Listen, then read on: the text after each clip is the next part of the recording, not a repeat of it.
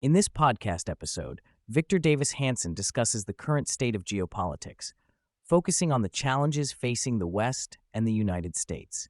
He highlights the recent developments in Ukraine, the Iranian-backed attacks on Israel, and the overall shift in the world order. Hanson emphasizes that the current situation is not accidental, but a consequence of certain behaviors and signals being sent by the West. Hanson points out that Russia, Iran, and China are taking advantage of perceived weaknesses in the West.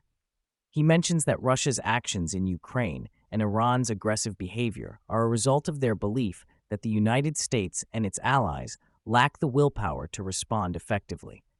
He also notes that the Biden administration's policies have contributed to a sense of vulnerability in the West.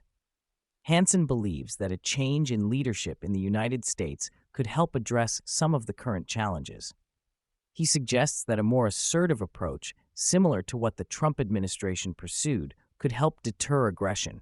He outlines specific actions that a new administration could take, such as imposing oil embargoes on Iran, supporting Taiwan against Chinese aggression, and pushing back against Russian expansionism. Hanson also highlights the economic and social challenges facing the United States, such as rising inflation, debt, and social discord. He points out that the current political climate is characterized by division and polarization, which could further weaken the country's ability to respond to external threats. He expresses concern about the impact of these internal challenges on America's standing in the world. Hanson expresses deep concern about the Biden administration's policies and leadership. He criticizes President Biden for his perceived lack of competence and leadership, suggesting that his presidency has been a disaster for America and the world. He highlights the low approval ratings of the Biden administration and warns of the potential dangers posed by its continued leadership. Hanson acknowledges the uncertainty surrounding the future of American leadership and the potential for further instability.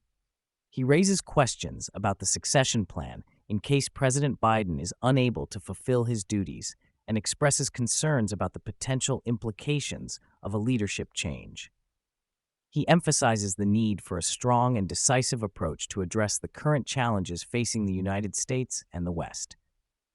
Hanson highlights the power and influence of the elite class in the United States. He mentions the coastal elite, which includes individuals in tech, finance, entertainment, and academia. These elites control much of the country's resources and institutions, shaping policies and decisions. He points out that this elite class is bipartisan, with figures like Mitch McConnell and Chuck Schumer playing significant roles. Hanson discusses the challenges faced by the Trump administration during its time in office. He mentions the opposition and resistance from the elite class, which sought to undermine and discredit Trump at every turn. He talks about the various tactics used against Trump, including the Russian collusion investigation, impeachment, and media attacks. Despite these challenges, Hanson believes that Trump was not as divisive or authoritarian as portrayed by the media. Hanson expresses hope for the upcoming election, but acknowledges the uphill battle that lies ahead. He discusses the need for unity among Trump supporters and the importance of voter turnout. He emphasizes the importance of countering the tactics used by the left, such as mail-in voting and voter suppression. He believes that Trump has a chance to win if his supporters come together and stay focused on the issues. Hanson also touches on the issue of a lost generation of young people in the West. He talks about how many young individuals are not pursuing traditional trades or starting families. He expresses concern about the declining fertility rates and the lack of ambition among young people. He sees this trend as a potential threat to the future of the West.